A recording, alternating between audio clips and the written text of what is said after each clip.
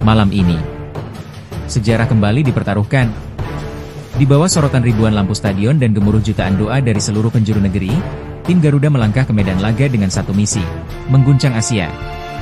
Indonesia versus Cina. Bukan sekadar pertandingan biasa, ini adalah pertarungan harga diri, adu nyali, dan pembuktian jati diri di atas lapangan hijau. Dari peluit pertama, tensi langsung membara. Tackle keras, serangan cepat, dan semangat juang tak terbendung jadi sajian utama. Garuda terbang tinggi, menerjang badai, menantang raksasa Asia tanpa gentar. Inilah duel penuh gengsi, penuh emosi, dan penuh ambisi.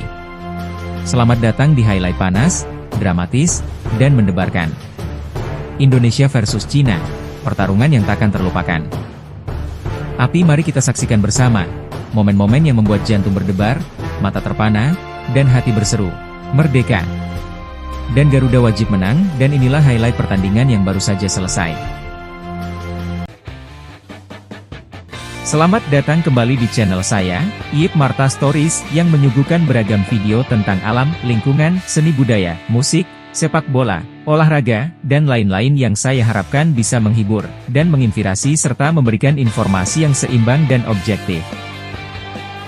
Jika kamu penggemar Persib Bandung dan Timnas Indonesia, playlist sport sepak bola di channel ini bisa jadi tempat terbaik buat kamu cari info lengkap dan menarik seputar dunia bola. Kamu tinggal tonton, like, subscribe, juga komentar jika ngerasa senang atau sebel. Ya, inilah laga yang terasa lama dinanti oleh berjuta supporter Timnas Indonesia dan seluruh rakyat Indonesia yang memadati Stadion GBK serta di layar-layar lebar tempat mereka nonton bareng, penantian yang emosional dan sangat antusias untuk segera menyaksikannya.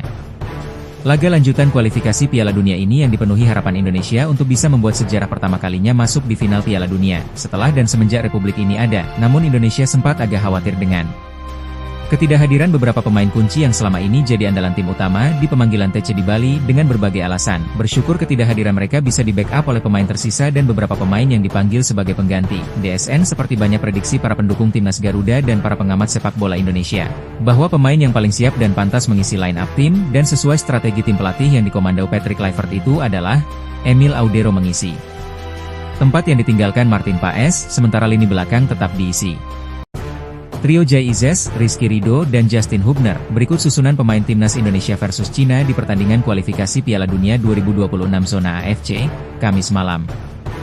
Susunan pemain Timnas Indonesia versus Cina.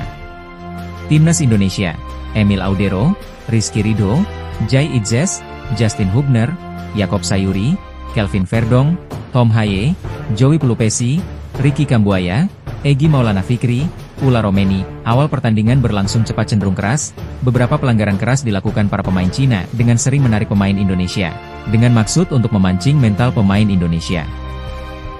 Sampai pertengahan babak pertama laga berlangsung imbang dan sedikit Indonesia bisa mengendalikan permainan. Tercatat 2 kali Ula Romeni mendapatkan peluang dan Egy Maulana Fikri serta Ricky Kambuaya beberapa kali menyulitkan pertahanan Cina. Kekerasan permainan yang ditunjukkan para pemain Cina banyak memberikan keuntungan skuad Indonesia dengan tendangan bebas pelanggaran, dan puncaknya terjadi di menit 39 ketika Ricky Kambuaya dijatuhkan pemain belakang lawan. Wasit tak langsung menunjuk titik putih, namun harus melihat VAR terlebih dahulu untuk meyakinkan bahwa hal itu menjadi penalti untuk Indonesia. Ula Romeni mengambil tugas itu dengan sempurna setelah mengecoh penjaga gawang lawan. Gol pertama tercipta lewat penalti Ula Romeni di menit 42, skor 1-0 untuk tuan rumah. Dan Ula menambah pundi golnya untuk Timnas Indonesia menjadi 3 gol. Di pertandingan ini Timnas Indonesia benar-benar menunjukkan permainan seperti diarahkan tim pelatih, disiplin, kompak, dan merata di setiap lini, hampir tak ada kesalahan fatal yang dibuat pemain. Di babak kedua Patrick Kluivert melakukan beberapa pergantian dan rotasi pemain. Di awal babak kedua Tom Haye dan Ricky Kambuaya digantikan Bekam Putra dan Kevin Dick, menyusul Egy Maulana Fikri bersama Yakob Sayuri digantikan Ivar Jenner bersama Pano Lillipali, dan terakhir menit 85 Ula Romeni digantikan Ramadan Sananta. Walaupun tak menambah gol dan tidak merubah skor, namun seluruh pergantian itu nyaris sempurna.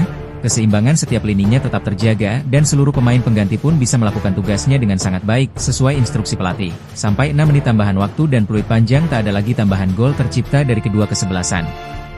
Indonesia berhasil mempertahankan kemenangan 1-0 atas Cina, yang merupakan balas dendam di pertemuan pertama di Cina ketika itu Cina menang 2-1 atas Indonesia. Dengan demikian Indonesia berhasil menambah 3 poin menjadi 9 menggeser sementara Arab Saudi di posisi 3 klasemen.